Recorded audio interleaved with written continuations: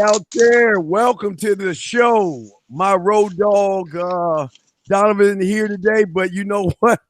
We got the man. I look at Out there, welcome to the got white show. chocolate here, chilling with us. Earning on this. Oh man, let me turn that down. Oh my goodness. Oh, gosh, yeah. See now, look, hey, look at you, George. Tell them about yourself, George. Everybody knows you, but for those who might not know you, who might be on the rock, let them know who you are, brother. Yeah, I I am a barber who grew up in the hair business, but also spent 22 years of my first career as a therapist, seeing people face to face with problems. I dealt with everything except eating disorders and people with sexual abuse in their past. Everything from every possible type of mental health diagnosis. I left that world in the early 90s and cut hair full time. And I love making pivots. And instead of doing therapy, sitting in a chair in front of people, I almost do it now from behind the chair while I'm cutting hair.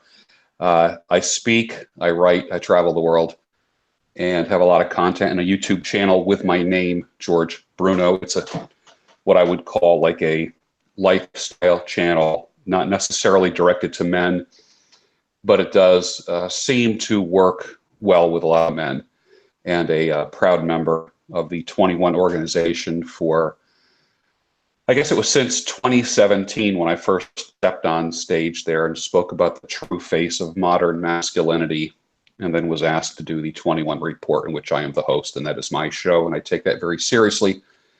And I'm just happy to be part of this and offer myself as a substitute and a fill-in when other panel members can't make it, and glad that I can contribute.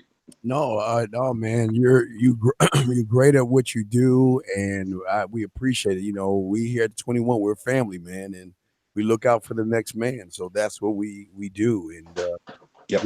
we have a very great show for you guys today. If y'all want to call in, the number is 515-605-9373 is the number. And today we have something very interesting to talk about because, George, there was an article that was in the New York Post, I think it was sometime last week, that had that discussed something that was it was pretty disturbing to me, man. That, well, I guess, you know what, George, I won't say it was disturbing because I kind of understand it, but this study came out on the 21st, and it said a third of women only date men because of free food. And George, on today's show, we want to talk about with you guys, as well as calling in, is we want to talk about why they do it, George, and what can we give these guys that are listening today preventative maintenance so they won't ever fall into that same thing. What say you, sir? Well, I think know your value right from the get. I mean, you're not a bank account, you're not a credit card, you are not somebody's daddy. And there are women out there, I would say, I didn't realize it was as high as a third. I have to look into the validity of the research model that they used. I was thinking more like 20, 25%, but they're saying 1/3. That's pretty hefty. So 1 out of 3 women that a man may date is doing it just for drinks and dinner. Mm-hmm. Which, it's interesting. I think a lot of guys, there's so many guys that'll do that. Women only do that if men let them get away with it. So I blame both of them. That's why I like a coffee date. If a coffee date goes well, 20, 30 minutes, you can go further if you want to spend time with one another, and the total bill. And I'm not talking about just the financial cost. If you want to go further, then you say, hey, what do you say we go grab a bite to eat? And then it's not a full dinner. It might be appetizers or something like that and a drink or whatever. But the whole concept of taking somebody out for a dinner on a date for first time, I'm not real crazy about that. I mean, that's something I would do with a wife if I had my wife, or a steady girlfriend if I had a very steady girlfriend. Casual dating, there's no dinner, and it has nothing to do with being cheap. It has everything to do with I think proper protocol. I don't want to set myself up to get used. Um, you know, I am the one who does foot the bill. I'm not one of those guys that goes Dutch. I do believe, like, if you take someone out or meet someone, just, you know, have the money in your pocket. I think that's appropriate. I'm old school like that. I know a lot of young guys might not do that, but I'm not doing dinner unless I'm in a relationship with the person. That's not going to happen. And I would advise guys to not do that. I think I'm the kind of guy that likes to meet for a coffee date, not an alcohol date, because what I want to see is for me, this is just for me, I represent my demographic. I want to see the personality of the woman that's not influenced by alcohol. That's what I want to see. If somebody needs alcohol, and I'm not moralizing in any way, if someone needs alcohol to loosen up, which it does, it loosens everybody up. That's a fact. When we network, when we have cocktail hour and stuff like that, it does kind of lubricate conversation and such. I would like to see what the person is like, because I'm evaluating them. When I go to networking events, I get it, like for business, I'm walking around with a drink. You don't know what I have in my hand. What I'm really drinking is a seltzer water with lime in it just to stay hydrated. What I'm not doing is getting loaded in front of people that I don't know. Right, right. Right. And even, which was interesting, George, and I pulled this up because I talked about this 8 years ago, but even 8 years ago, they had an article in the Business Insider, George, about a woman that saved $1,200 a month from using fancy dinners on Match.com. So Yeah. this has been going on a while. And for those guys out, and a lot of guys out there saying, wait a second, how is it these women are even doing this? What is the why behind that? And George, I want to talk about that and get your opinion. And guys, if you want to call in, the number is 515-605-9373. And this is being brought to you by Tactical Soap, also the 21 convention in Poland. Tickets went up a little bit, but guys, go ahead and get your ticket right now. And also, this is also being brought to you by the 21 convention in Orlando. We will give y'all more details as well. But George, here's the thing I think a lot of guys don't understand. I don't think guys get that women hunt men. And it's not for what most men think that they hunt them for. You see, Right. women always have what I call choices and options. And based on the kind of man you are, is really telling her your story of where she wants to put you at. Either a man she wants to sleep with and spend time with, who doesn't have to buy dinners and drinks and anything like that. She enjoys your time so much that you could go for a coffee date and she will enjoy that more than anything else in the world. But then you have these other guys out there who don't know how to talk to women. They're nervous, shy. They don't know how to express themselves. Some are desperate, needy, and thirsty. And a lot of them come at the woman the wrong way, where she knows that, okay, you only want sex from me. You know, George, you only want to sleep with me. So if you want to sleep with me, then you're going to have to beg and barter your way to even trying to get in my pants, meaning that you've got to take me out to eat. You know, Joe, what is your thoughts on that, man? I take my daughter out to eat. If I was married, I would take my wife out to eat. Mm-hmm. If I had a long-term girlfriend, I would take her out to eat. Yes. Meeting women for the first time, I'm not taking them out to eat. I don't do that. Might be the promise of that. I mean, I have zero issues attracting women. and on a regular basis, they make themselves known to me of all ages. Here I am at about 60, and I have women as young as about 30, 32, somewhere in there, making themselves known to me, coming right out, and just, they're being very coy about it. I'm very much Alan Roger Kerr in the sense that I'm very direct. Yes. And I don't want to have to date and dance around an issue. I'm pretty direct. And I will when I see someone being very conservative in their approach to me, what I like to do is I just wait it out a little bit, and then I just come right out and say, "Are you interested in me?" Or I'm getting a vibe that you're interested in more than just being friends or coffee buddy or something like that. And put the spotlight on them. Yes. And the reality is, all the pressure then leaves, and they're like, "Yes, I am." I said, "Okay, doesn't it feel better that our intentions are out in the open and we don't have to play each other?" And that's a beautiful thing. It's a beautiful thing with women of all ages. As a matter of fact, that's a great example for older men, especially if you're dating younger women, which I rarely, if ever, do. I usually date women my age. But the thing is this, I find that there's so many games out there, but I'm not trying to be cool. I'm not trying to be a player. I'm just being honest. So the biggest, for me, there's no tactics. There's no step one, step two. It's as if, you've heard me talk about this, that my brother and I, we can't even believe that people needed coaching on how to find women, because I've always worked out. I've always been into excellence. Yes. Some people love saying, chase excellence, not women. And that's wrong.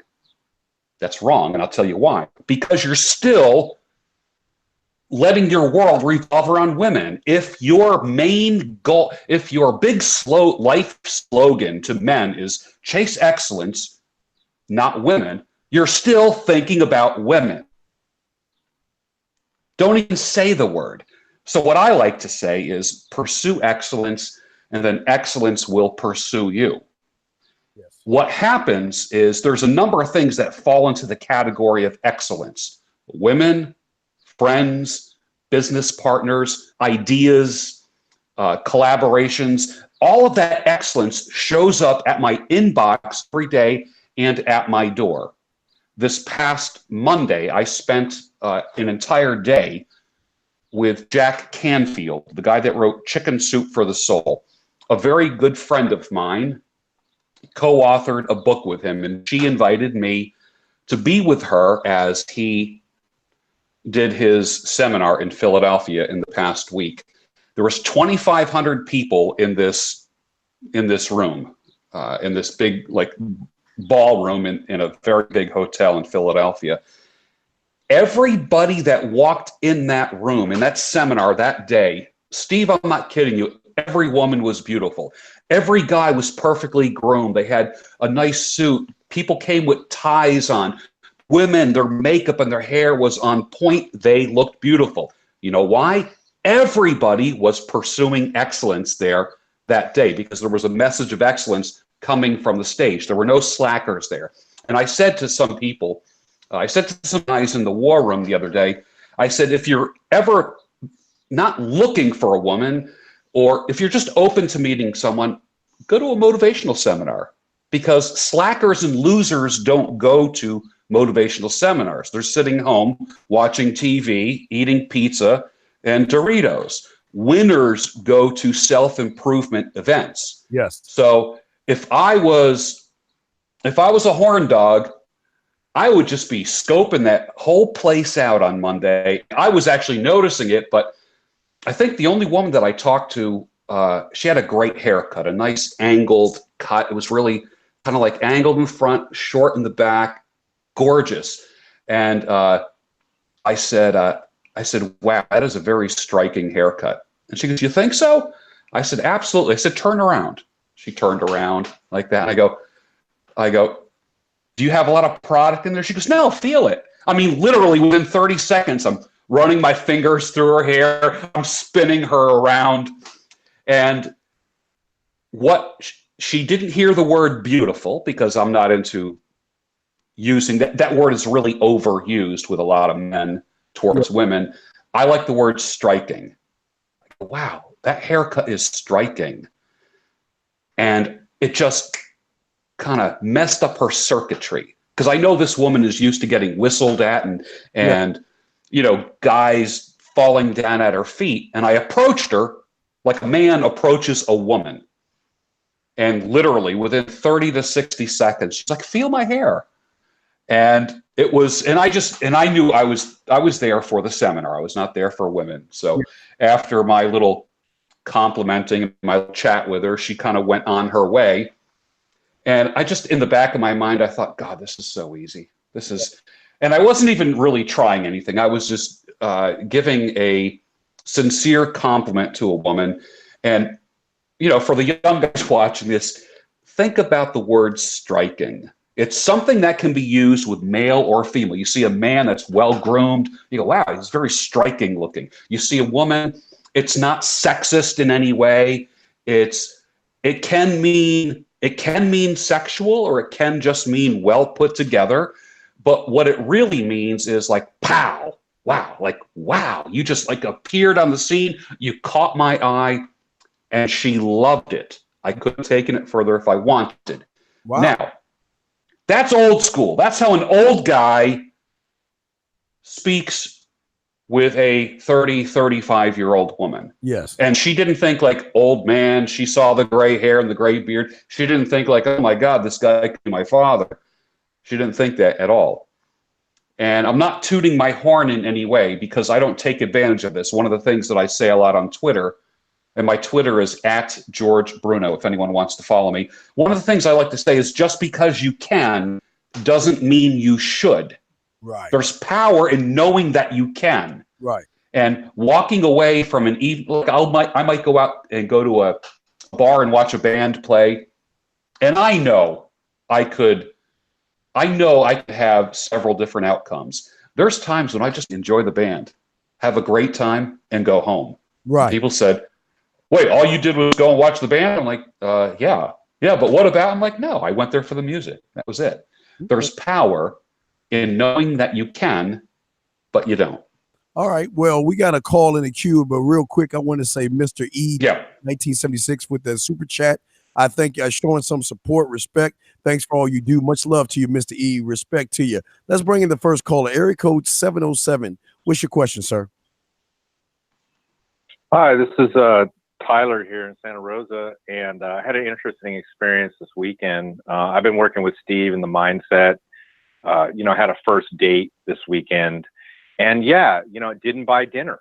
And going through the process of doing that with the woman, it definitely shifted the energy. I think we all appreciated it, and it's like what's being said right now. You're able to evaluate, where people are, showing up in this situation. So I don't know. For me personally, I think I've realized that I do enjoy, when I'm at a place in relationship with treating somebody to dinner, and I'm learning that other people enjoy that too.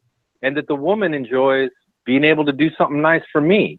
And if I'm always doing that, I'm kind of robbing, people on the other side of getting to, be generous and enjoy too. So, it was interesting. And then, you know what, it actually comes up, because that's how it went down. She paid for stuff, and she talked about the idea that, that expectation that, when the guy buys a big dinner, that she's expected to do something, and I don't know. It was good. It's a good shift, and I'm definitely appreciating working into that receiving place. And thanks, Steve. All right, we'll throw you in the queue. Thanks for the call, 707. And George, what I want to say about that is this. See, you're right about what you see. I always believe, George, that the way you should go at women is, kind of like you say, like the Alan Roger Curry way. My whole thing is this: when I meet a woman, George, it's not about sex to me. It's about my time. Is she worth my time? Is she gonna be intriguing enough to just get my time first? And I will take a woman out on a date, George, but it's only gonna be coffee, tea, ice cream, or feeding the ducks. That's it. I am not gonna take her out to dinner, George, because I think a lot of guys don't understand is that a lot of guys can't do the one thing like guys like you can. Because George, and if y'all don't know anything about George, George used to be on the radio. So that means George knows about this thing called airtime, which means that you're not allowed to have this thing called radio silence. You have to be witty enough, quick enough, and fast enough to fill in the gaps when the songs go off to fill in that air. And George, see, you can do it. I know guys like you can do it, George, but most guys can't do this one thing, George, and that is talk. Because when they meet her or pick her up in the car, they got to talk. Through every red light, they have to talk. They get to the restaurant, then guess what? They got to talk. They get seated and have to wait. They got to talk. Then they get to their table, they have to talk. The waiter comes over, after they want to drink, they have to talk. Then they have to get the appetizers. So by that time, most of these guys are asking the boring Bob interviewing questions. What do you do for a living? When was your last boyfriend? Where did you go to college or school or something, George? But again, they do the opposite of what you do. They don't know about radio silence and how deafening that could be to a woman that really turns her off. What say you, sir? I think there's something to be said. I think a lot of times people talk out of nervousness, and there's nervous chatter because they're afraid of silence. Yes. And I think they might be afraid of silence in their own life. That's why those of the people that follow me on a regular basis, they know that I love solitude. Here it is, a Friday night for me. I am in a house by myself, alone.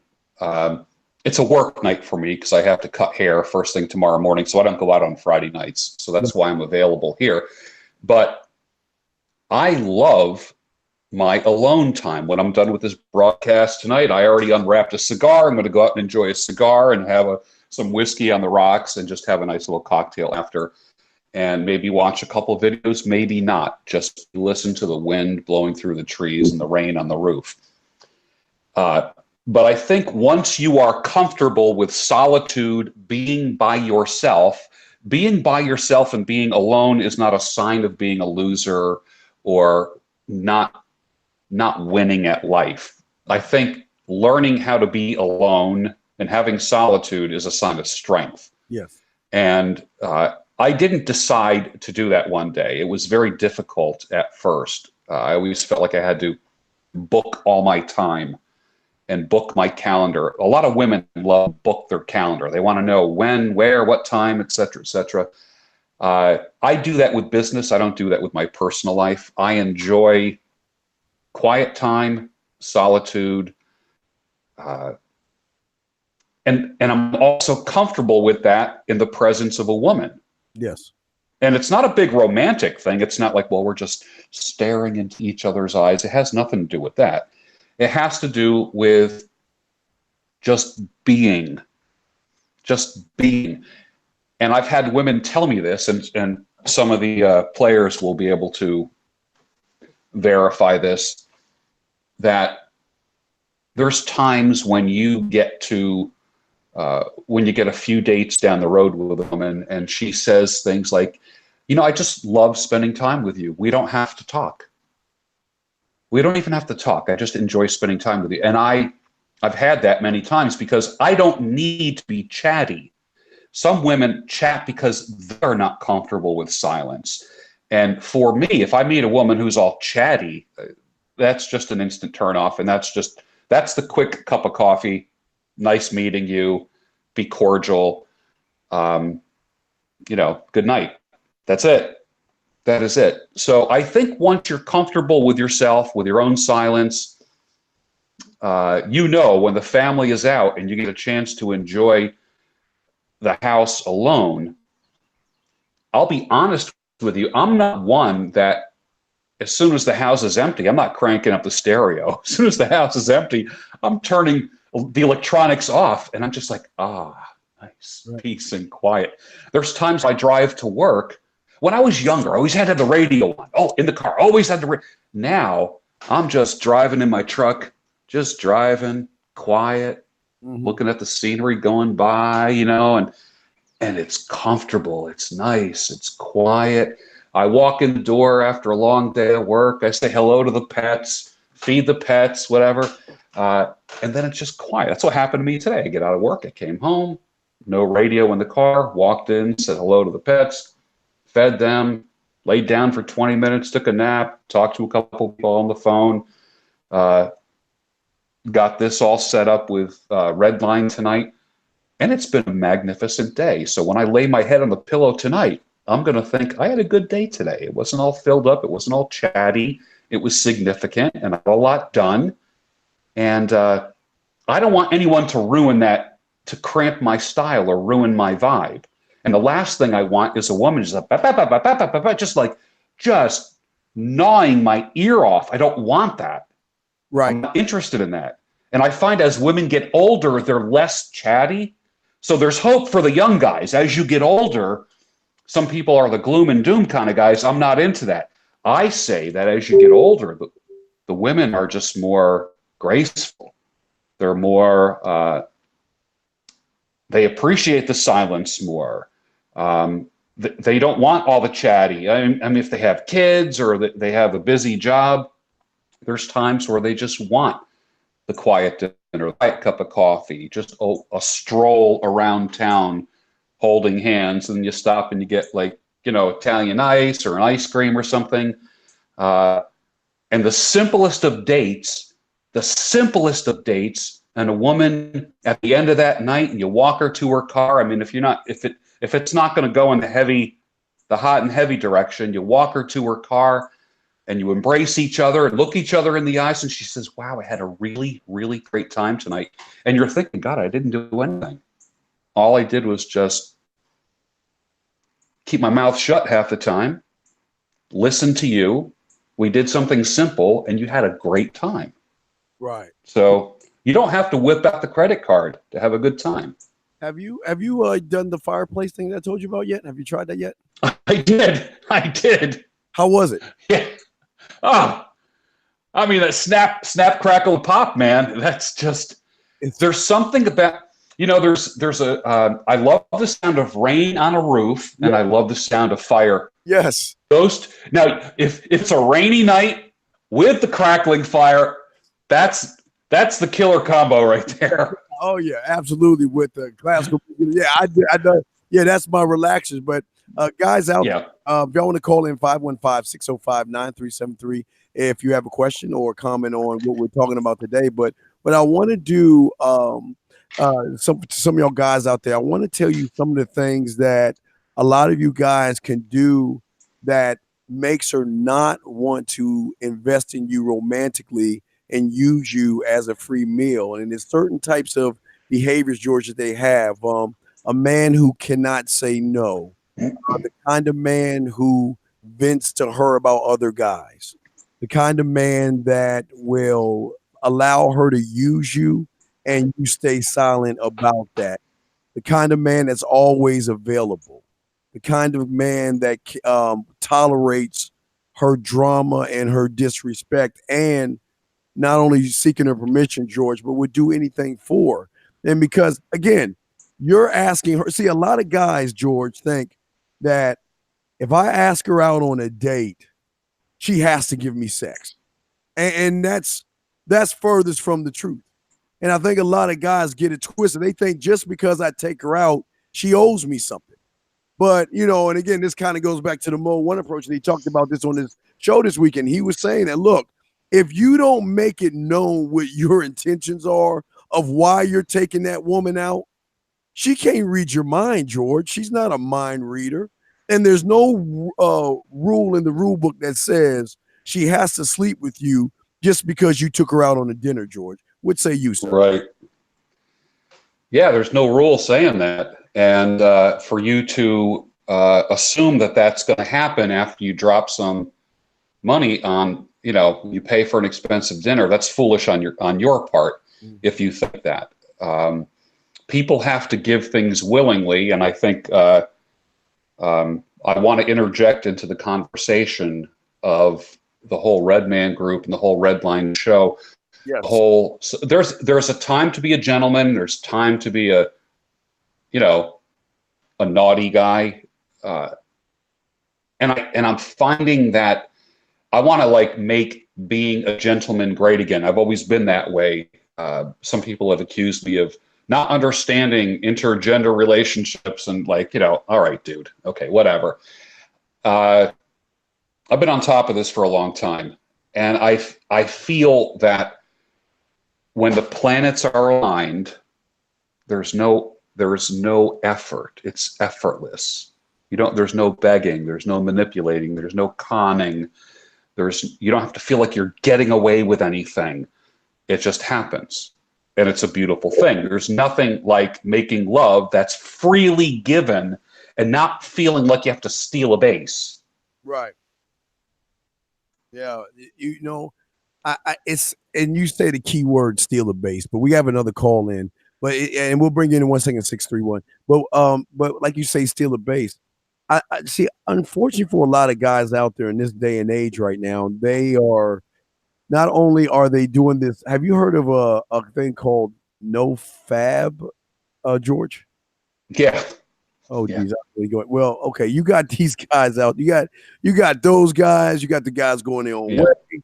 You got all this stuff, and you heard about the male cuddle parties and stuff they have going on now, right? Yeah. So you got all this stuff going on for these young men who are confused. Then on top of that, a lot of them that watch porn are under this impression that porn is real life. Like they don't have to do any work, George, and get results. And one thing I would always talk about like someone like Jerry Rice. And the thing about Jerry Rice is that his greatness wasn't what he did on the football field. That was a byproduct of the hard work he did on the back end. And for a lot of these young guys out there, they're under the impression, George, you know what? All I got to do is take her out and she owes me something. She owes you there. And that's where I think a lot of guys get it wrong, because a woman gets turned off. Women meet so many guys, George, that when they meet a guy, they're like, you know what? Hey, okay. You know what, George, don't get me wrong. She may look at him and say, George, you know what? I can sleep with that guy, but I'm gonna wait for him to open his mouth and either talk himself out of it, or his behaviors are going to turn me off to a point where I'm just going to take this free dinner, and I'm going to go about my way and then forget about him afterwards. Now, George, before you answer, let's grab 631 real quick. Then I'll give you the floor, my brother. But let's grab him real quick. Eric Code 631, sir. Did you have a statement or a question, sir? What's up? Just a statement. I mean, 631, please turn down your radio in the background, sir. I'm hearing ourselves in the background. Please mute your computer. Oh, okay. All right, go ahead. What's up, man?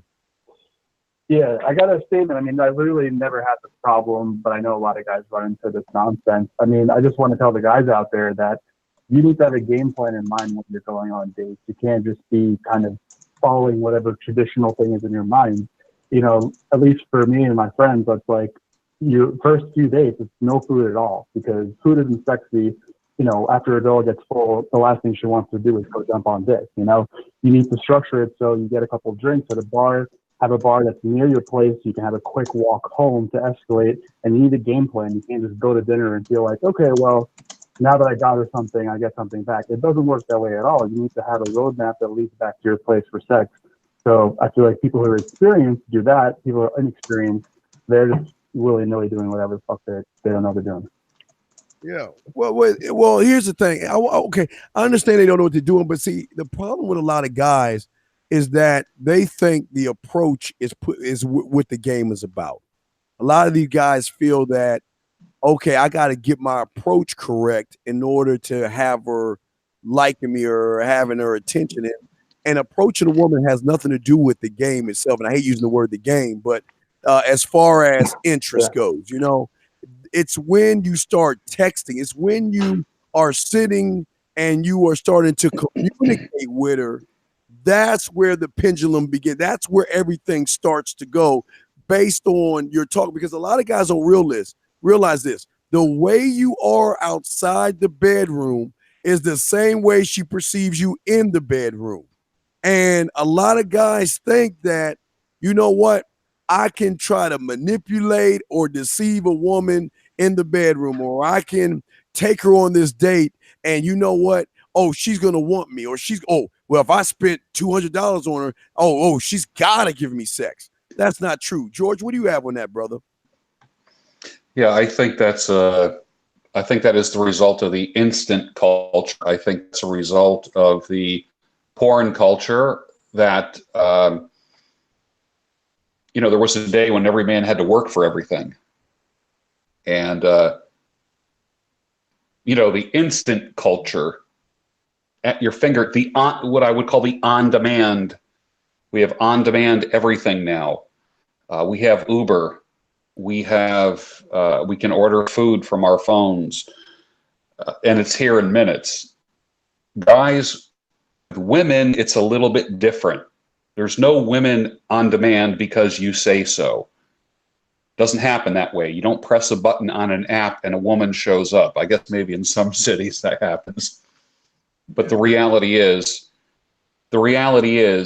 work on yourself, and you never have to work for a woman. You'll want to do some work for someone that you eventually fall in love with. But reality is the whole working for a woman, no way. I know there are some people who say, never do anything for a woman. I've heard that tweeted. Yes. And I think that's ridiculous, and I reject that. I like to be a gentleman for everybody. I don't care if there's a man approaching the door or a child or an older woman. I will go towards the door, hold the door open, and I get pleasure out of that when they say, thank you very much. I make sure that I don't say, no problem. I say, you're welcome. And I would encourage men to start thinking about your responses when someone says thank you to you. No problem. That almost implies that there was a problem. I like just thank you. Or if it's someone that you enjoyed doing that for, a proper response would be, it's my pleasure. And that not only makes people's day, but think about this. There's people, I'm not going to make someone's day. All right, you dark, depressed bitch, you. When you make someone's day, it makes your day. I have this little thing in my head where I'm driving in the city, and people come to intersections. I have a thing that I call give a break, take a break. And I always found that if I'm in a hurry and cutting people off, if I come to a stop sign at the same time someone else does, I'm the guy that says, go ahead. I flag them on, go ahead. And miraculously, sometime during that day, I come to a stop sign, someone will do to me, they'll flag me on. Give a break, take a break. There's times where if I'm dressed really well and I'm walking towards a door at a store or at the gas station or convenience store or something like that, there are women who will hold the door for me. And of course, they can get away with more things than we can. I mean, if I held a door for a woman, I looked her up and down, that's probably not, that's shunned upon in today's society. But I don't mind if a woman does it to me. I don't care. I'm not going to be one of those guys. Women will hold a door for a guy, check him out.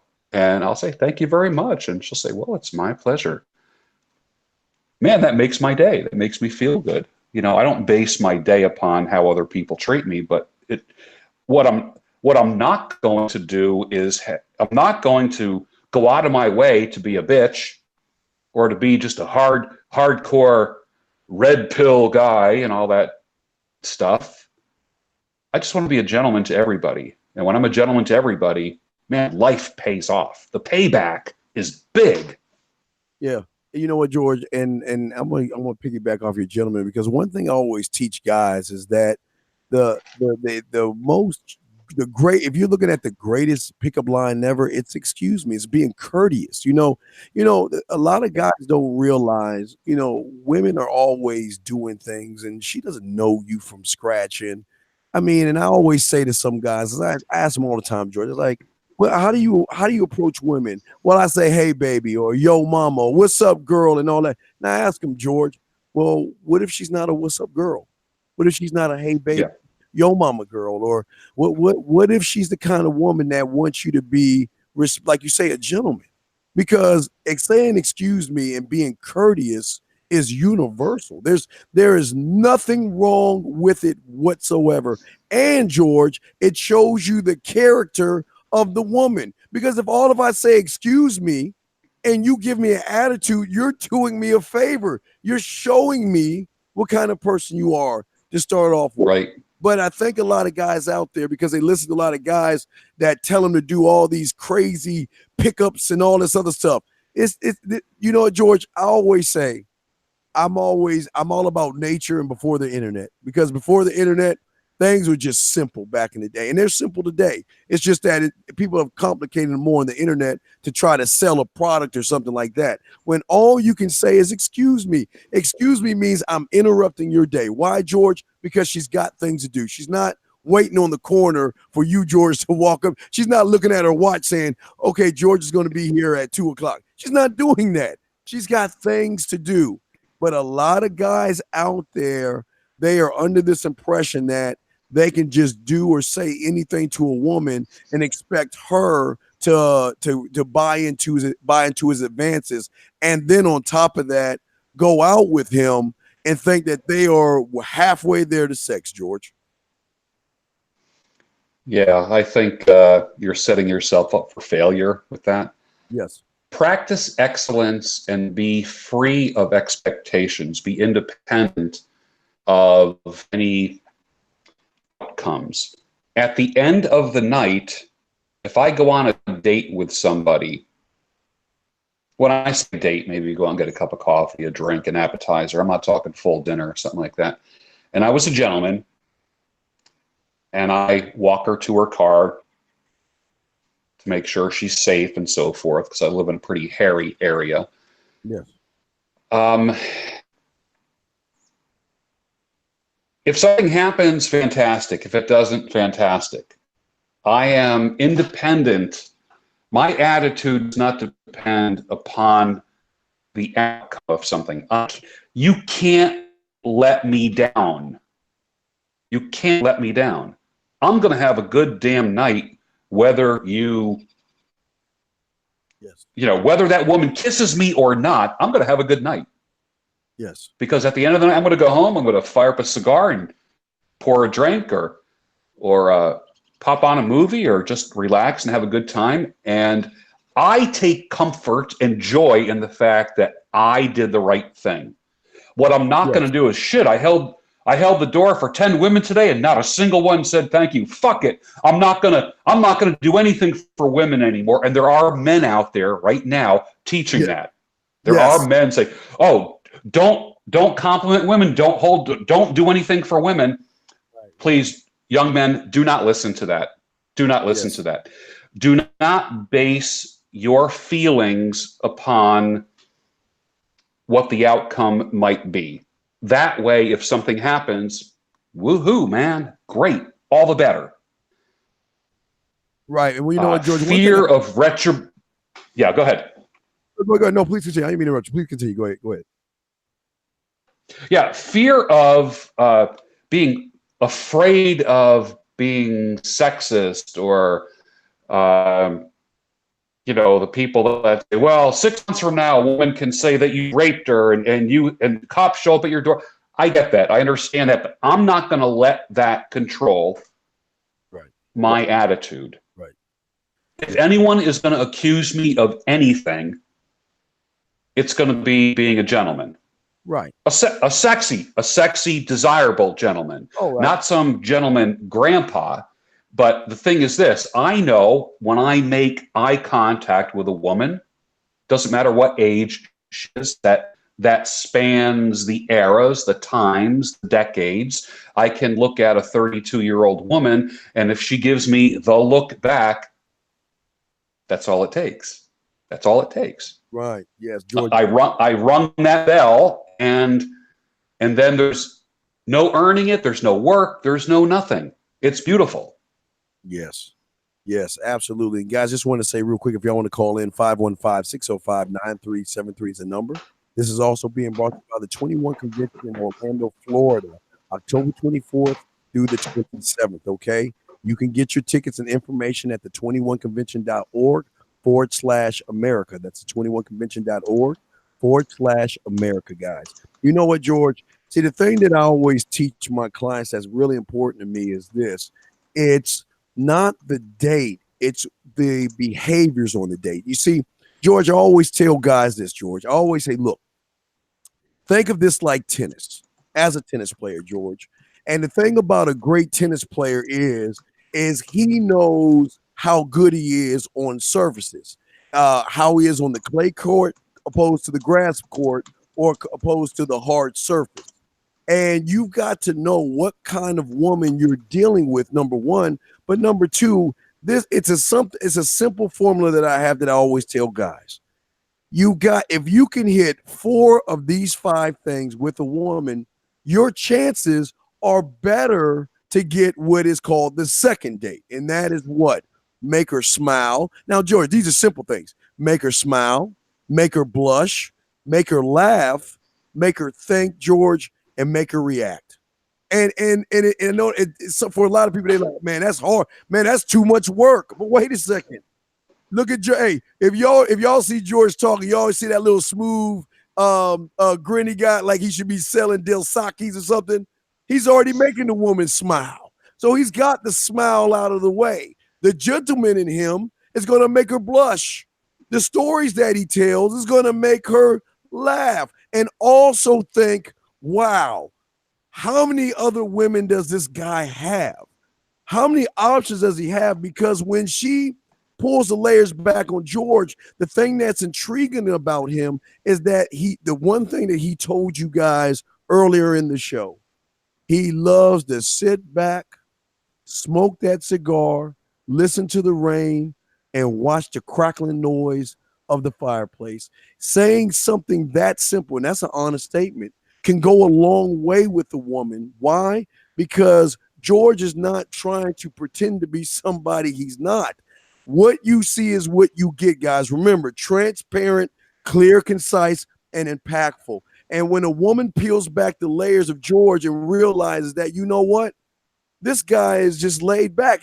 This is his relaxing. Because a lot of guys, George, cannot explain what you just said. I mean, what you said is just rolls off your back because that's your life. You know, you like quiet and peace, and you just like, the sound of the rain or the crackling of the fireplace. Those are things that relax you. And to a woman, those things are intriguing. She wants to know more about you, George, because that's the 5th part, reacting. She's like, wow, this guy can sit here and you could have a whole conversation just on that alone. Now, we do have a call, George, real quick. Now, I want to get your thoughts on that, George. So hold your thought on that, George. Yeah. What you're feeling that. But 403, you're on, sir. What's your name? What's your question? What's up, man?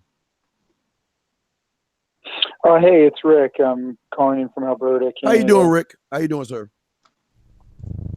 Good. Been listening to the show, and I kind of wanted to dig into sort of a statement that you guys made. I always love the show. It really provides like a great. Thank you. Oh, you're welcome. It's all about like trying to provide like good role models for men and dig into issues. And something that you said earlier, and it was more like the phrasing of it when you spoke about porn and how porn is not real. Yes. It kind of reminded me of something my father. I didn't have a great relationship with my father, and we didn't have a lot of great talks on sex or porn or anything like that. And I remember one of those sort of incomplete talks. One day it was like, hey, there's the thing about women like that is like women really aren't like that. I think we were talking about like strip bars and things like that. And that seemed like a really strange sort of statement for me because it was obviously like, well, they're right there. They're real, and like what's happening there is like, in terms of like, watching porn now, like that's, two people literally having sex, but like for the role modeling piece, when it comes to that, I don't think that people, or I mean, the danger of porn anyway is the fact that what it's role modeling is something that is really misleading. You know what I'm saying here? Like just phrasing something as like, well, that's not real. It's not a real connection that's being made by two people. Your thoughts? George, would you like to go first or shall I? You go ahead. You take this. Okay, all right, 403, check this out. When I was small, I was with my dad in the car, and I was telling my dad how much I love to watch wrestling on TV, the WWF back in the day. And I was telling him, Dad, this is awesome, man. And my dad pulled me aside and said, son, wait a second here. Do you really think they really hitting those guys? Do you really think they bleed? It was like him telling me there's no such thing as Santa Claus moment that kind of just threw me off a little. But what I'm saying to you is this.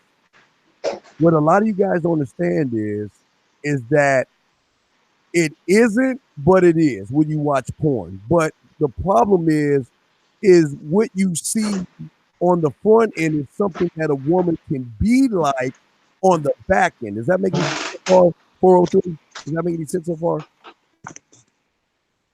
It is. Like, I think for me, the point that I want to make is that, like, we don't talk enough about the fact that these people are goddamn crazy.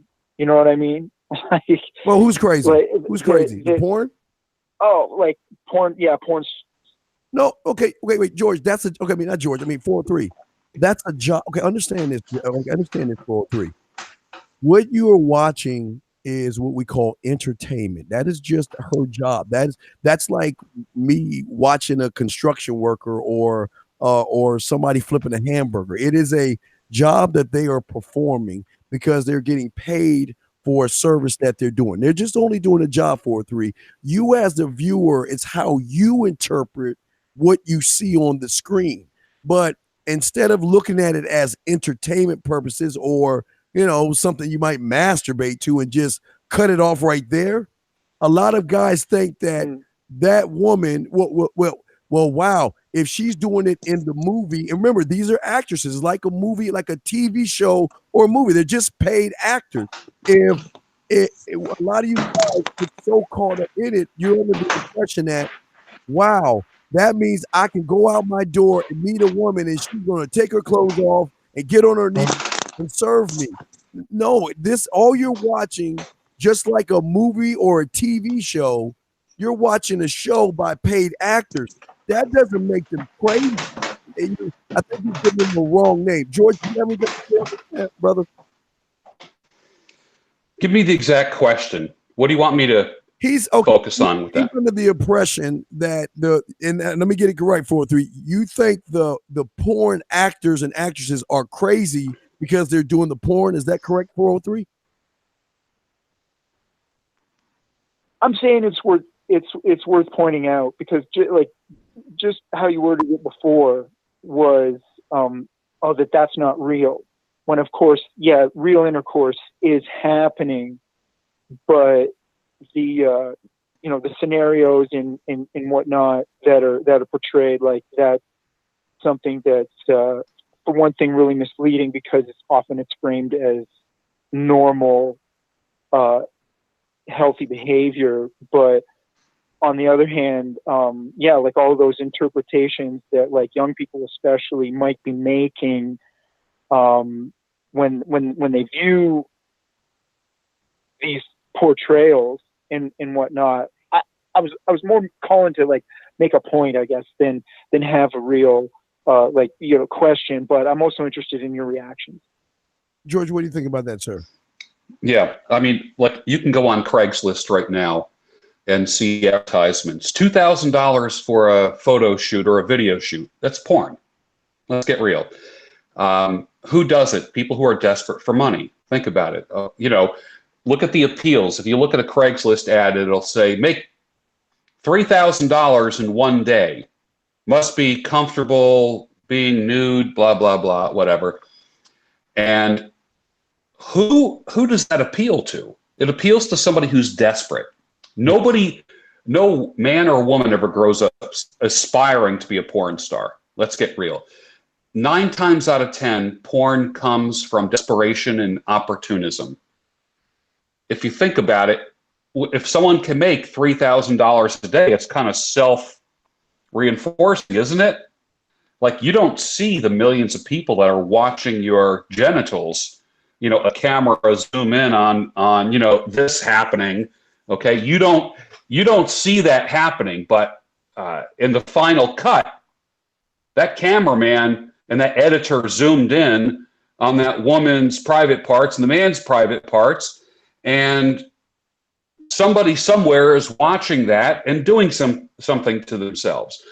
All the actor knows is that they made $3,000 and they didn't have to work that hard for it, which leads them to do the second one for $3,000 and they don't have to work hard for it. So I think it becomes one of those things that's a spiral. People who are in it, think about this, people who are in it usually have to escape that kind of life. It's the same thing with like call girl kind of stuff. They escape it. When you hear people who are former porn stars, former call girls, they always talk about escaping that life. Why? Because it really is a prison. But it's the best prison they ever loved.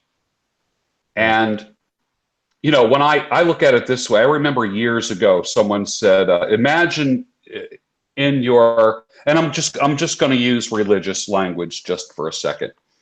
Just picture, you know, a heart. There's a heart. And inside your heart, there's a triangle with 3 sharp points. And every time you sin, like I said, I'm going to use religious language, which we don't usually use on the Red Man Group, but I'll just use it just for making a point. And every time you sin, that little triangle turns, and those points scrape against the inside of the heart. It's like, ah! You do something wrong again, it scrapes. Something wrong again, it scrapes. It scrapes. After a while, those sharp points start to become smooth. And that thing is just spinning inside the heart. You no longer feel the pain. You no longer feel you no longer feel that you're doing something wrong. And that's called morality or ethics. Those are, you know, how many times, I mean, some of the best parlor games are kind of like, what would you do if, you know, those card games, like, you know, those scenarios. I forget what some of the names of some of those are, but they give you a scenario where you have to go against your ethics or your morals. And would you do it? There's actually a psychological test called Kohlberg's Moral Dilemmas. And a typical question would be, you're married, your wife is sick, she needs a medicine. If she doesn't get the medicine, she's going to die. There's a pharmacy down the street, it's closed. It's not open up until 8 o'clock tomorrow morning. Do you break into that pharmacy and steal the medicine so your wife can live? On a scale of 1 to 10, 10 says, hell yeah, give me a rock. I'm breaking the window, I'm going in. One on that scale would be no, it would be wrong to steal. So, and they give you a bunch of scenarios like that, a bunch of dilemmas, and then they rate your morality based upon several scenarios like that. I think when it comes to porn, those people have just become numb. They've become numb. And what happens, I remember Mike Cernovich telling me once that your audience shapes you.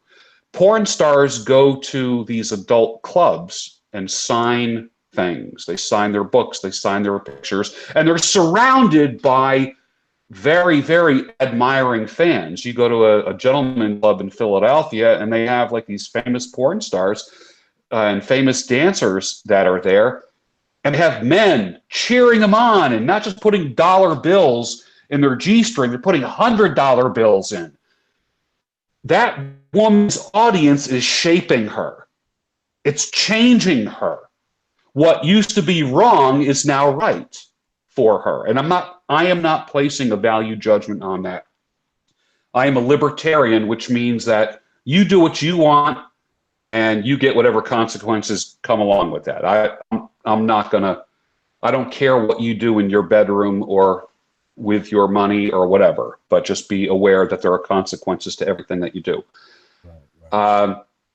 I don't think the whole concept of being real. I think what happens is, I mean, when I grew up, porn was a magazine in the woods.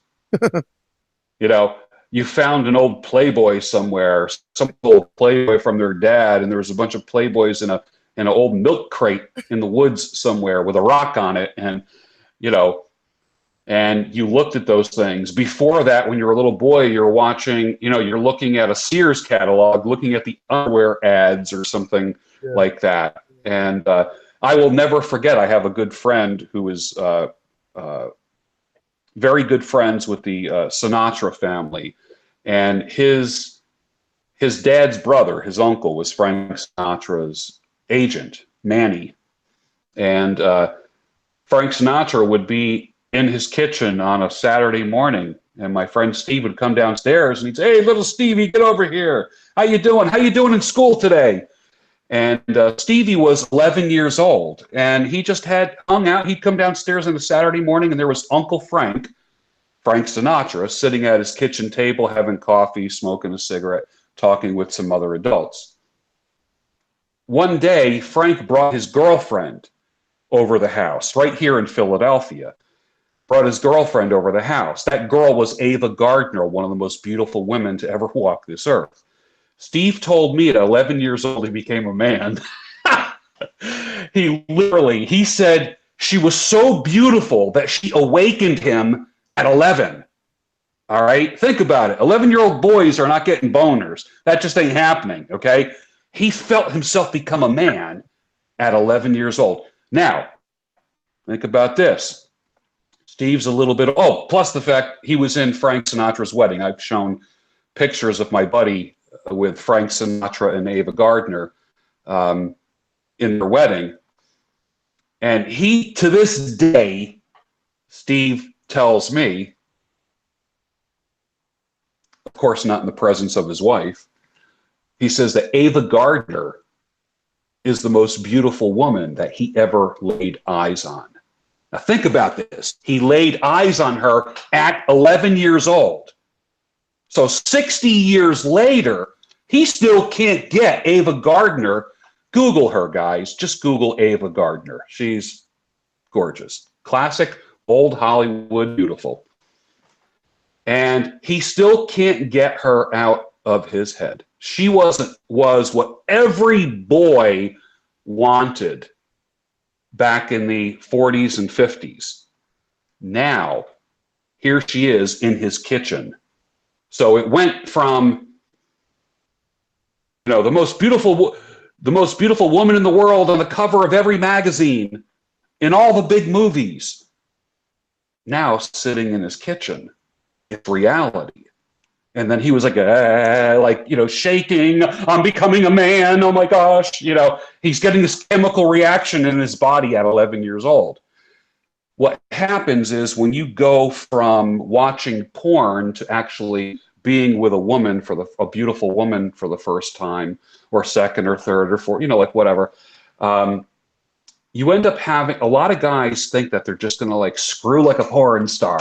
The reality is a lot of guys end up suffering from performance anxiety, and they can't get it up or keep it up because of that, because they can't make the leap from the ideal in porn to reality.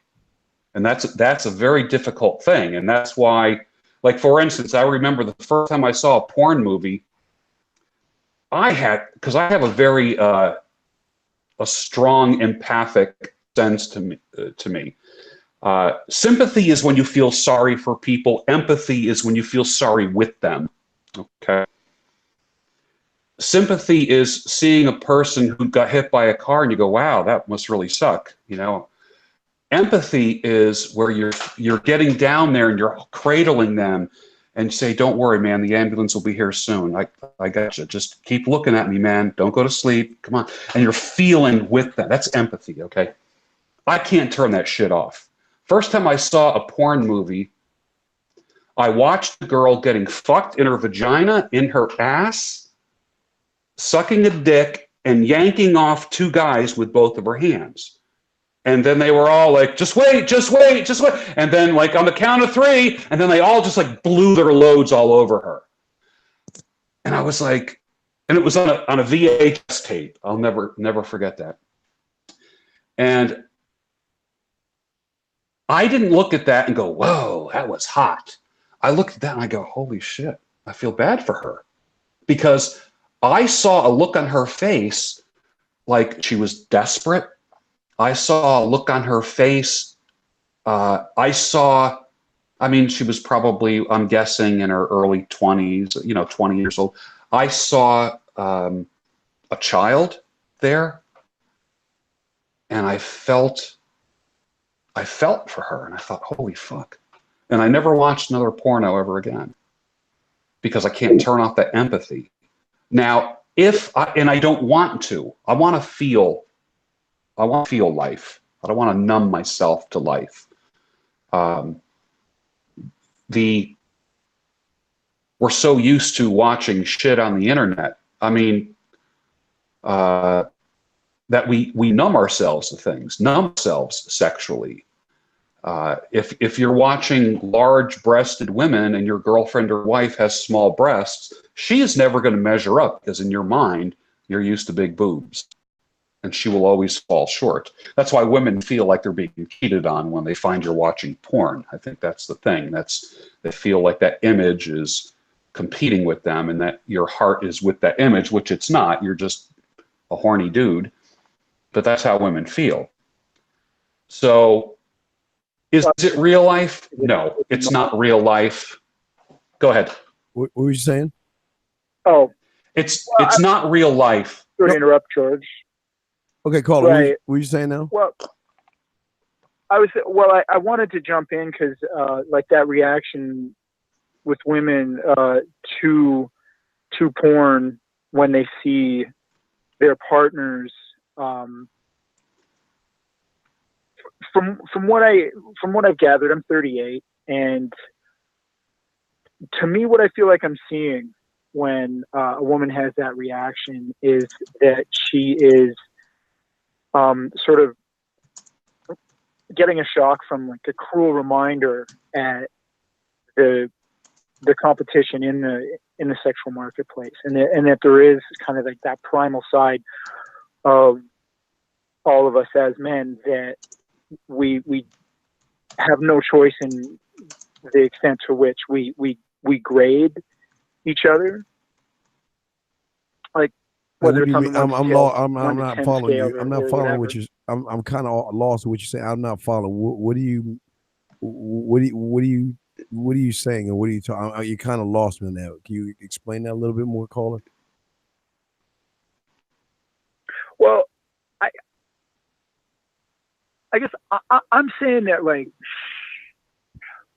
we're in a really interesting place in human history right now, and along with all the red pill stuff and all of the porn and everything, like it's hard to have any of the romance that you guys are trying to endorse on this show. That's not true. Like all the sentimentality and all the. But sir, disagree. 100%. 4-3. Hold on, stop right there. I'm 4-3. That's not true. See, okay, understand it's 4-3, and this is what I try to tell a lot of you guys. The majority of you guys out there right now have what I call world is flat thinking, and you only see beyond. You don't see beyond that edge, and the things that you hear from myself and George sound really so far-fetched because in your mind, you never thought in a million years that you could be that guy to be able to get the results that we get. See, when you're saying that, George, quote me if I'm wrong. He said we're guys like us, or why did he say it, George? He's saying we're coming from a romantic or romanticized point of view, and I think what happens is let me just put it this way. It's a fact that when you have hope for something, you will survive. I mean, people survived concentration camps. Viktor Frankl wrote a book called Man's Search for Meaning, and he talked about those in concentration camps who had hope. Don't worry, one of these days we're going to get out of here. And they ended up surviving. And many people who gave in to the gloom and doom and despair, even in the midst of the most horrible situations. I think if a person is depressed, especially a young man, he's depressed about, and this happens a lot in the red pill community. The red pill community can be very fucking dark. I call the despairosphere because they're just filled with despair and gloom and doom. And my message is about hope, positivity, and optimism. Some people would say, oh, it's just, feel-good vibe porn. Fuck you. And you know who I'm talking to. Fuck you. We need to have hope as men. We are fucking leaders. Act like a fucking man. The world does not revolve around your fucking balls and penis. Right. So, and where you put it and what you do or don't do with it. Your responsibility is to be a man first. Women are attracted to men, not fucking organisms acting like men or playing the part of a red pill man or playing the part of a player. Nobody wants an actor. They want authentic fucking men. Excuse my French. So my issue with that is have the romanticized view. It's okay to have that. It's okay to have those ideals. It is the intergender equivalent of having hope in real life. You're not setting yourself up for failure because you're not basing your happiness upon the outcome. You need to be independent of the outcome, whether you get lucky, get laid, or not. You will feel good and better about yourself when you do the right thing. The right thing might lead to having some action. It might not. It might lead to finding the love of your life or a love of your life or whatever you want to call it, or being married eventually. You never know. We're not robots. I like to say, don't live by your emotions. Some Stoics will tell you that emotions are your enemy. I say, yeah, they can be your enemy. But I like to add a little bit of something else to that. Don't deny your emotions, just delay them. You don't have to put everything out on the table. There's a time and place for everything. Right. If you don't express your emotions, you're nothing but a meat robot. You don't want to be that. So much teaching in the red pill world today is evolutionary psych. You are fucking more than a fucking animal. You're more than an upright ape. People will believe that you are just a Cro-Magnon man now walking upright. Fuck that. You are more than a fucking evolutionary glitch in the universe. You have fucking meaning. No fucking wonder your fucking life is so dark and filled with despair. Life is beautiful. Grab it. It's a gift. It's a gift, young man. It's a fucking gift to you. Don't waste it. Right. 403. 403. Boy, that was beautiful. I love that. 403. Let me ask you a question. You there, 403? Yeah. How many women do you go out and talk to a day? Let's look at something, and I'm just going to prove a point to you. Okay. How many women are you talking to a day, or trying to at least approach a day? And just be honest. There's no wrong answer here, but I just want to show you what I'm talking about. How many women are you trying to talk to a day, 403? 0. Okay, 0. What are you doing? What are you doing to build up your confidence to go outside your house to approach a woman? Anything or nothing? Are you certain things or nothing at all?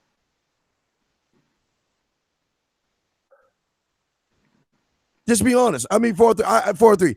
I know your story as soon as you open your mouth, but I want you to be honest with yourself because I'm going to connect the dot to what you're saying because you don't see, you're not taking an honest assessment of yourself. So 403, what are you doing as far as personal working on yourself? What are you doing? Because you said you're not even talking to women. So what are you doing to help yourself be a better man, sir? Well, honestly, I'm 7 months clean of drug and alcohol addiction, and I haven't paid for any sexual services in that time either. And I'm, involving people in my life that I'm intimate with, guys, talking about that. Okay, sir. And okay, but sir, okay, I understand that. Congratulations on what you're saying, but you didn't answer my question. What are you doing for you, 403, to help you see yourself and work on you as a man? I understand that you're involved in and all other stuff, but be more specific. What are you doing? And again, just say nothing. I mean, you're doing something, but you're not doing the necessary things to prevent you from making the statements that you're making right now. That's what I'm trying to get you to see. I'm not trying to knock you. What I'm trying to do is I'm trying to get you to see something. See the thing that you've got to understand, and I'm sure George sees it because George has been on. See, when you've been on the radio like George and you run into people and stuff, and George is, George a lady man. George is cooler than the other side of the pillow, but we recognize behaviors just like women do. As soon as you open your mouth, 403, you don't not only tell me your story, you tell George your story, and you tell every woman out there your story on yourself by how you talk and what you think about yourself. And what's happening with you is that you made a good statement. The things that y'all are saying, it sounds like a fairy tale. Because unlike George does, and I'm sure George done this all his life, just like myself, I'm always working on myself every day. Who I am today is not who I'm going to be tomorrow because I am a constant working on me every day, all day, even on Sundays, all day, every day. And what I'm saying to you is this, and this is the thing with a lot of you guys.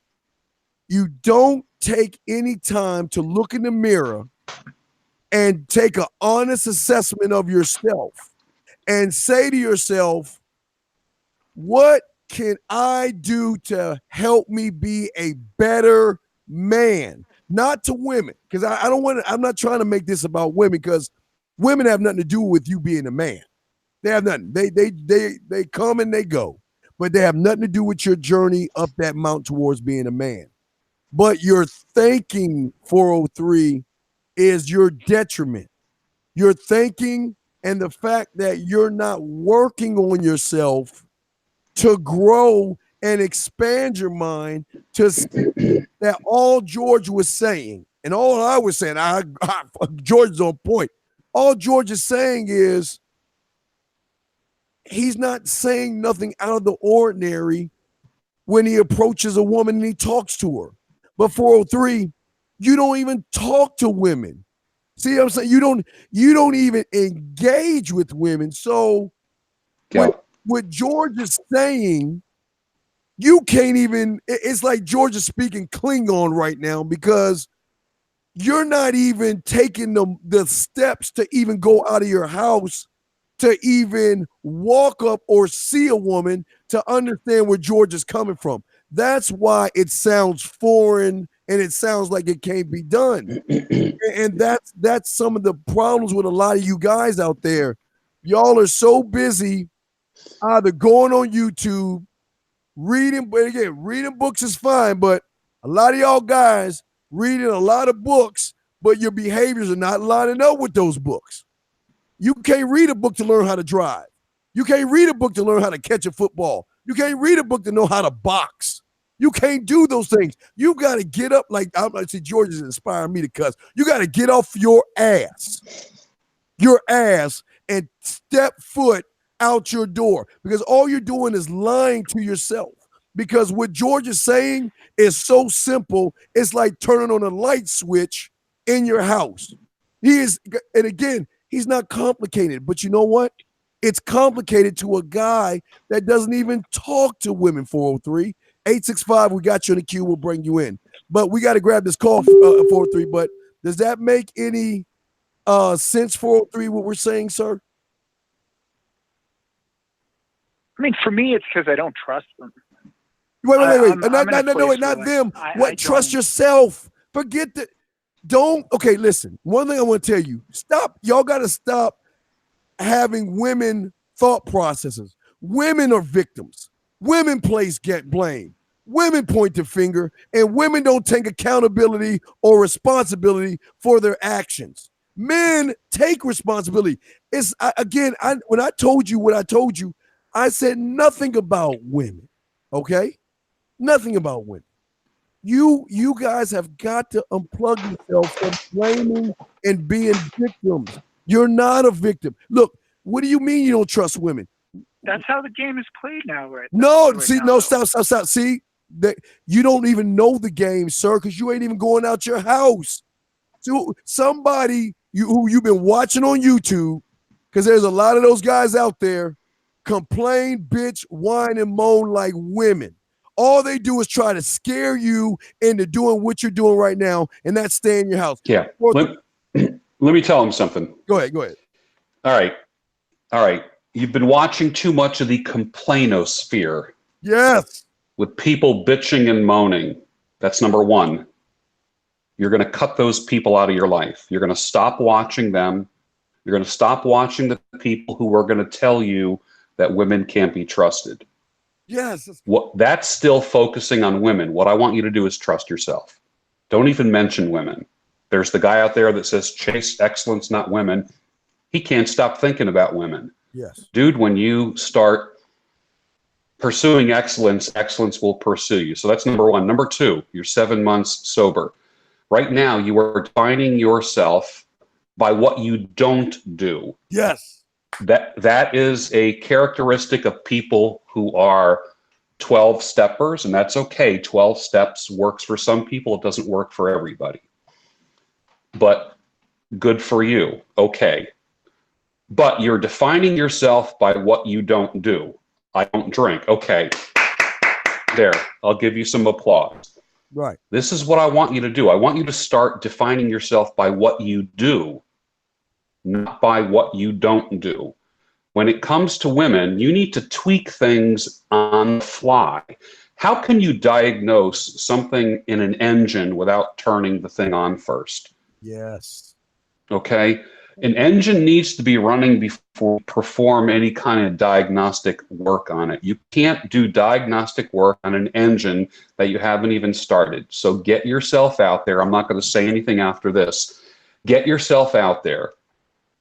Tweak whatever behavior, whatever works, keep doing it. Whatever doesn't work, don't do it. It's like the guy that goes to the doctor and says, "Doc, it hurts when I do this." The doc says, "Well, then don't do that." So you say the last thing you dropped on us was you can't trust women. I sense that has come from so much of what's being reinforced by the data and information that you've been listening to on YouTube. 90% of what you're hearing is negative. I guarantee it. It's negative. The books you read are negative. They're focusing on things that you have no control over. The only thing that you have control over is you. Call this pop psychology or whatever you want. Focus on you. That's what you have control over. Right. You're not going to control any women, and don't let any other men in the complainosphere tell you that. Right. I'm done. Yes. 865 will bring in one question. 430 is the last thing I want to ask you. Okay. I want you to answer the question because you said that, women are, this and women are that. Then I need you to answer me this question because I talked about this last week. If women are so bad as you say they are and what you hear, how is it that the guys that I roll with, my clients that I deal with, how is it they have at least 5 to 10 women on their roster They have women that cook for them. They got women that buy them things. They got women that massage them. They got women to buy them drinks and do whatever they want. So 403, if what you're saying is true, then how is it that the other guys who are really out there doing it, how is it that they are successful women then? If what you're saying is true, 403.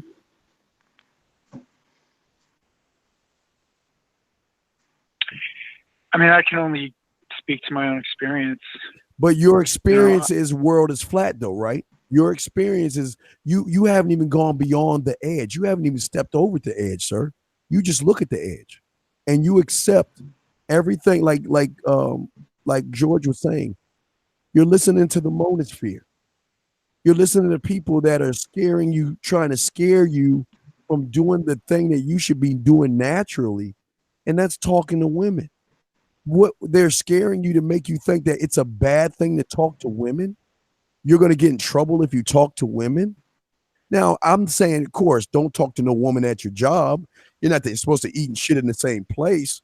But outside of that, why do you listen to people that who listen? You're listening to guys who don't even get women.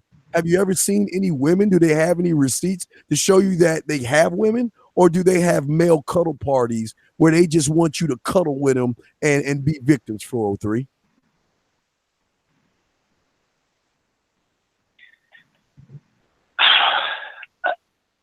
I mean, it comes down to like,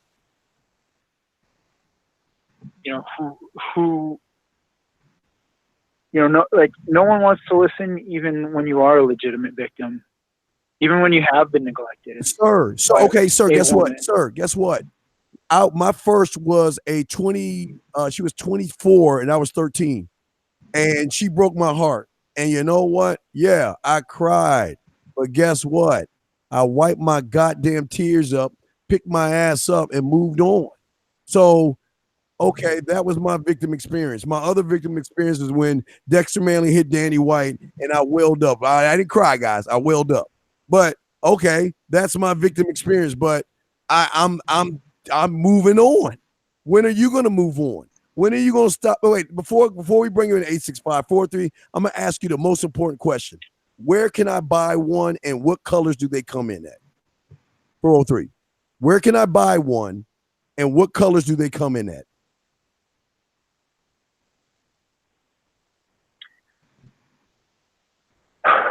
Go ahead and finish your Yes, line. you know I'm about to Go finish. ahead. Where can I buy an excuse fairy? I mean, I hear about them and I know they come in different colors. Where can I buy an excuse fairy? Because I'm jealous of you because I don't make excuses. I wish I could even formulate an excuse like you guys do. But this is why men like George get to sit with a cigar, listen to the rain, and listen to the crackling of the fire because George has women that want him because he's a man. He doesn't have to do anything.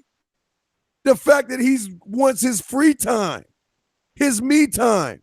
He can put his cigar down, close his window, turn off the Netflix show that I helped him with the firecracker thing, and go out his door and meet women. I didn't call to attack you guys. Okay. Well, I'm gonna let you go because this. Hey, like, look, wait. I don't want you. I'm sorry that you got offended when I No. I don't. Okay, but I am a fan of this show. Okay? I know you're a fan. Okay, we're gonna let you go. Okay, we appreciate you. Got another call to take.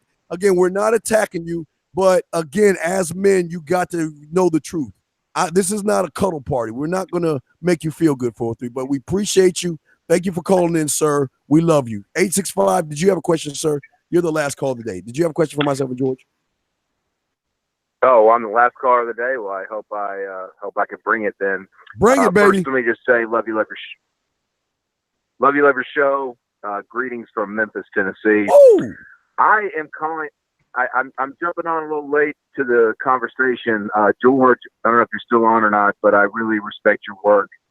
You offer a different type of insight. I'm a 43-year-old guy, so I connect more with you among the others because your age and your wisdom. But I just want to say this: I'm single and I'm red-pilled, and it is a very lonely life when you're a red-pilled male. There is no question about that.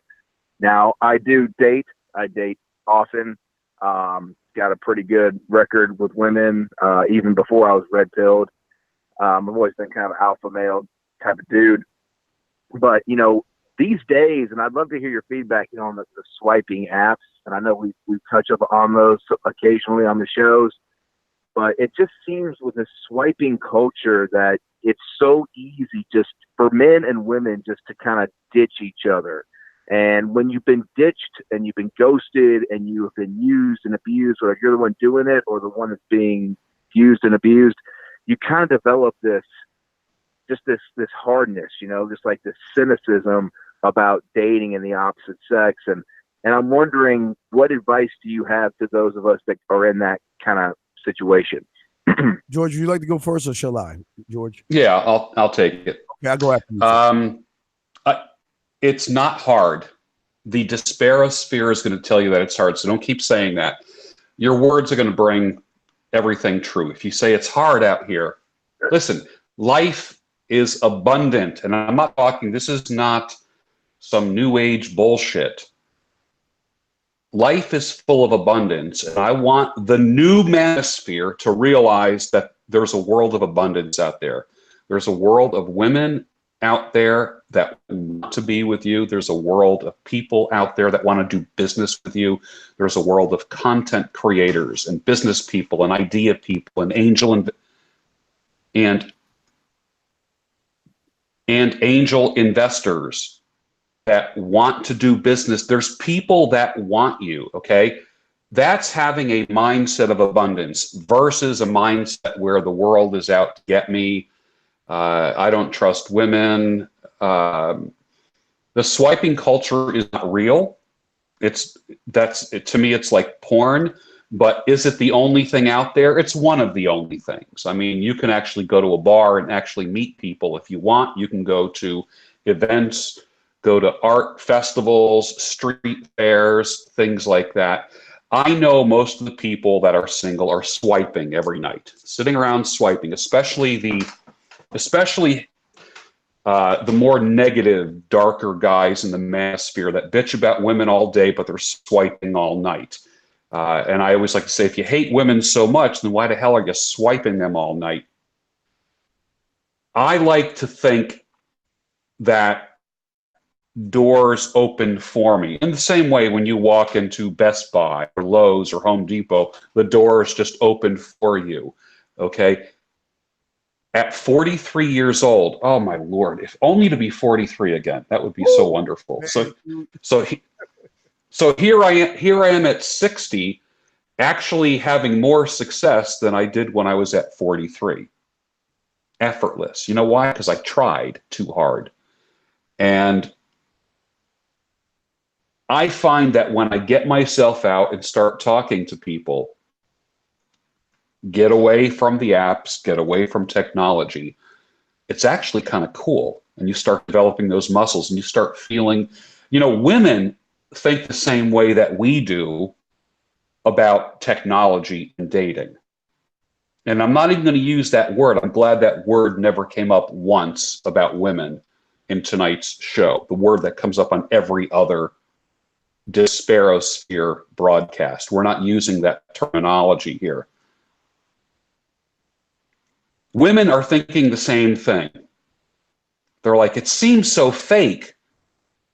You know, a guy goes on, he might get 1 or 2 responses from his swiping website. A woman on the first day will get 60 or 70 responses right away, like a little kid in a candy store. So her audience is shaping her. She feels like, wow, I'm getting validated on this little electronic thing called a phone in a way that would never happen to me. I go to a bar, maybe 2 or 3 guys might approach me, go online and 50 guys approach me in one night. So it's kind of like this self-reinforcing thing. I say, put down the phone and get out there. Go to places where you're not totally comfortable. Be comfortable with yourself, because your confidence will shine through, whether you're in a biker bar, a rock and roll bar, a hip hop club, a library, a book signing, Barnes and Noble, a business card exchange, any kind of after work networking event, a motivational seminar, some kind of like professional meetup of some type. Confidence is a universal language, and that's what is not being taught. When you keep saying, don't trust women, or women have this this is the nature of women, you walk around paranoid. There's a demon behind every door. I want to tell you this, that's not true. That's not true. When you work on yourself, pursue excellence, excellence will pursue you. You don't have to worry about conning, manipulating, engineering, or orchestrating something with a woman. It just happens, and you attract the things that you naturally would attract as an excellent man. That's what I would start working on. Turn off all the other voices, please. Turn off the voices. Turn off the voices that use the glossary of terms. You know the terms I'm talking about. Turn those off. They're not doing you any good. Right. Don't listen to the people that say things, that say those, just get those voices out of your head. Sure, it meets some short-term needs. It seems to make sense. But for long-term survival and thriving, I don't want you just to survive. I want you to thrive. What I want you to do is start using different language. Right. Your life will follow the language that you use. If you keep saying shit like, she's not yours, it's just your turn, or hypergamy, or she's just monkey branching, guess what? Your world is evolving around that dark, depressing world. But it's the truth. No, it's not the truth. It's their truth. It's not your truth. You are bigger and better than that. And I expect more of you. And I don't want to berate you or any other callers, but I will tell you this. Part of being a man is being comfortable with uncertainty. You don't have to have all the answers. Many times a woman will tell you that what makes you attractive to her is the little bit of discomfort that you have. It's not always the cocky, confident guy. Sometimes just trying with a woman is attractive to her. So be comfortable with uncertainty. Be uncomfortable with, or be comfortable with where you're at now. Don't feel like I'll be much better when I get to this point. Not true. I was 260 pounds. I'm under 200 pounds now. I lost a lot of weight. I've got a nice muscular frame right now. I look good. Okay. Women are attracted to that. Guess what? They were still attracted to me when I was 260 pounds and out of shape and wearing an extra large in everything and had a big old pot belly. They were still coming after me. Why is that? Confidence. Confidence is the universal language. Get confident. Start using the words of a confident man. Don't use the words of a loser.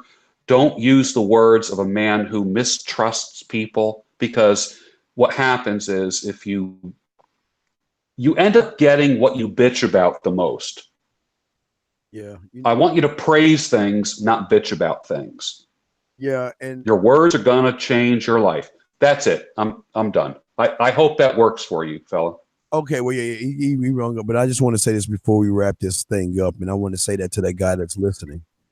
What you got to understand is, you listen to your language. You talk about loneliness. You know, it's a lonely life out there. See, the thing is when you cross on the other side, you want time alone. And again, back in my, George, I'm not as old as you. I wish I could be as old as wise as you, but I'm 47. So, what I had to do is I had to take the phone off the hook, turn out the lights, and lock the doors, and get a bag of frozen vegetables and just sit them under my nuts and watch TV and just chill. And it's the like. What a lot of you guys understand when George was talking earlier today, talking about the rain and listening to the crackle of the fire, you guys don't understand that that's the solitude that is great, of why loneliness is such a great thing. Why? Because when you're on the other side, All women want to do is be a part of your life. They want to know what you're doing, where you're going. Why can't they go? Why don't you care about me? Why don't you call me? Why don't you text me? Are you texting that bitch over there more than you're texting me and all that other stuff? You want to get away from it all. See, you guys are doing it ass backwards because of the. I think George called the what do you call it? The moan? What? What is it called? It was good. What do you call it? The moan. The moan. The monosphere. The monosphere. Okay, you need to make a shirt of that. The monosphere. The thing with you guys out there is that you are following these fools in, just falling off the cliff. Because y'all got to ask yourselves: do real men complain? Do real men cry that they're lonely? You know what? Do you know when I was out there being a whore / gigolo? Do you know I got shot down more than I won? But do you think I care when I lose? See, what you guys understand is I believe in loss, you win. See, the difference between being a loser and someone losing out or being rejected is this. See, being rejected is part of life. So if she turns me down, I don't give a fuck. If she takes my number, I don't care. But what makes a loser is the one that sits there and stays in his house or in his mom's basement or attached to his mom's umbilical cord, and all he's doing is reading them fucking dumbass books and watching them dumbass videos from the guys that write them dumbass books and making you feel like, oh my God, I can't talk to a woman because if I talk to a woman because of this Me Too movement, because some weak thinking person made you think, oh my God, if I talk to a woman in the Me Too movement, I'm going to lose. What am I going to do? I can't swipe and all this other stuff. Man, y'all guys have got to start waking up and put your big boy pants on. And y'all got to take the dresses off. You've got to cut the umbilical cord and start taking more accountability and responsibility for your actions. George can't make you or force you to be a man. I can't force you to be a man. We can't force that upon you. Only thing that we can do is show you the benefits of being on this side of the street. Because there you will never, the day I hear George be a victim, the day I hear George not take accountability, the day I hear George blaming everybody else in the world is the day I'm going to call 911. That's going to be our little signal. The day George say, man, you know what? I can't get a woman. It's all women's faults. Man, life sucks. I'm calling the police because a real man doesn't even think that way. He doesn't even have a grain of salt of a thought that way. But you guys do because you are following the sheep to the slaughter. Just because somebody writes 3 or 4 books, you think that guy knows the game. You think that guy knows about women and life and being a man, and he has no receipts at all to show you he's a real motherfucking man. But y'all want to follow him? Follow him. But what I'm saying is, then it's a shame you come over here when you don't get the results from reading them books. You come over here when you realize that maybe he wasn't a man like he is. Maybe I need to learn how to be a man. Look, you hear what George said to you? When George went off, that wasn't even a rant. See, y'all guys don't understand something. That's how they used to talk to us back in the day, if even worse. That George is being nice. What George was saying when he was cussing, he put a nice little bow in that because y'all don't understand how motherfuckers were back in the day that punched you in your chest and told you the truth about yourself. Nowadays, y'all following all these guys that want to give you some warm milk and tuck you in the bed and give you a cookie and read you a nice bedtime story and tell you that, oh, it's the woman's fault. It's women and women doing this and never telling you that you're the problem. Why? Because they can't sell you a book. Yep. They can't sell the book if they tell you the problem is you. They can't sell the book. Come on, man. Open your goddamn. We ran over time. We're going to wrap this up. I'm sorry. I don't want to get on my boat, but George, I'm going to give you the floor real quick. I'm sorry, George. We got to wrap it up. Yeah. Go ahead. You take the floor and I'll say last words. Go ahead, brother. young men, your hope lies in you, not in understanding, when it comes to women, not in understanding how females work. Okay?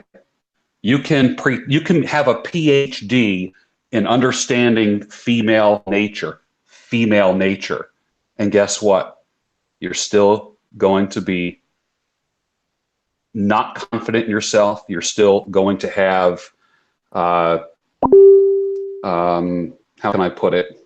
You're still going to doubt everything.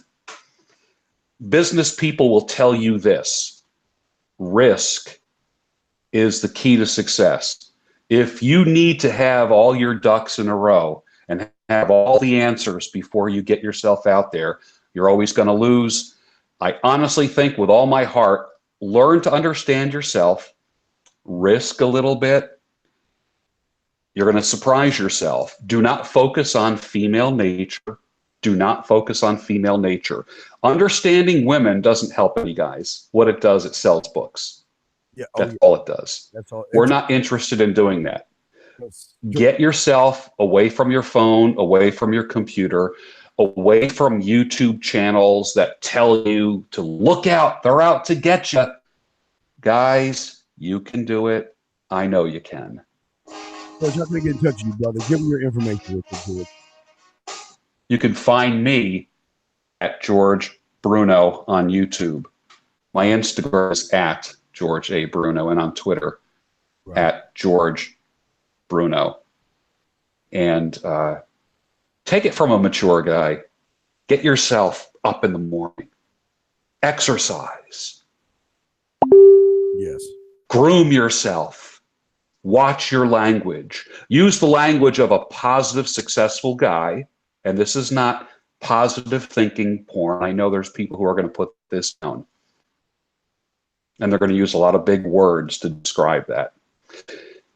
Take it from a man who is successful. Don't take it from some creepy. Listen, most of the guys that you've been listening to are creepy.